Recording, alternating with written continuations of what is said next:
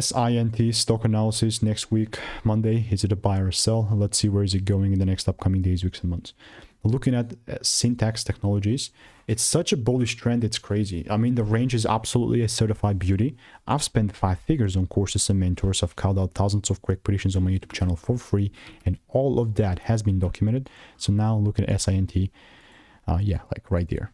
So I was looking to do what? To double down on this bullish market. What happened, man, is just, it kept up, and this is absolutely beautiful, right? So look at this. This was made 22 hours ago. Yes, man, I'm not buying. Ultimately, that's how it looks like. I'm waiting. Or yesterday, it was post-market. It was not even post-market, just before the market closed. 21st of February, you can see. It was not 21st, it was 20th when this video was made. 21st the next day. And today we just kind of did that. Still pulling down, still inside this demand. So what would I do for next week, Monday? I'm open-minded for buying, so the only thing that I'll do is buy if there is a pullback and I see a double break. If not, I just quite simply don't care. So I'll keep you updated. If you want to make more money trading in a very simple yet lean way, click the first link in the description. That's a free newsletter.